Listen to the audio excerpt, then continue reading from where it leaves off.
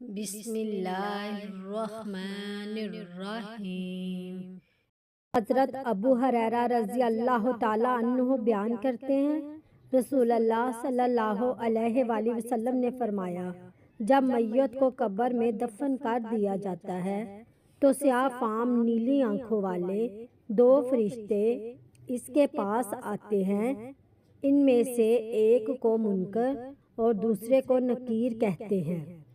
پس وہ کہتے ہیں، تم اس شخص کے بارے میں کیا کہا کرتے تھے؟ تو وہ کہتا ہے، وہ اللہ کے بندے اور اس کے رسول ہیں۔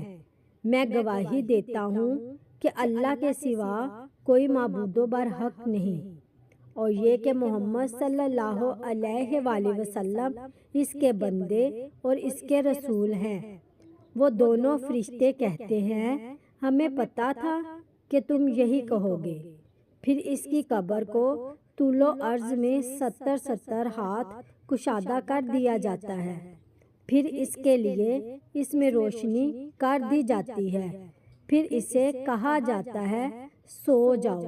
وہ کہتا ہے، میں اپنے گھر والوں کے پاس واپس جانا چاہتا ہوں تاکہ انہیں بتا آؤں، لیکن وہ کہتے ہیں، دلہن کی طرح سو جا، جسے اس کے گھر کا عزیز ترین فرد ہی بیدار کرتا ہے، حتیٰ کہ اللہ اسے اس کی خواب گاہ سے بیدار کرے گا۔ اور اگر وہ منافق ہوا تو وہ کہے گا، میں نے لوگوں کو ایک بات کرتے ہوئے سنا تو میں نے بھی ویسے ہی کہہ دیا، میں کچھ نہیں جانتا۔ وہ فرشتے کہتے ہیں، ہمیں پتہ تھا کہ تم یہی کہو گے۔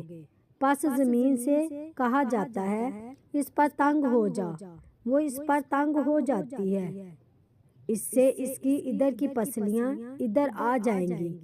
پس اسے اس میں مسلسل عذاب ہوتا رہے گا، حتیٰ کہ اللہ اس کی اس خواب گاہ سے اسے دوبارہ زندہ کرے گا۔ مشکوٰۃ المصابیح حدیث نمبر 130۔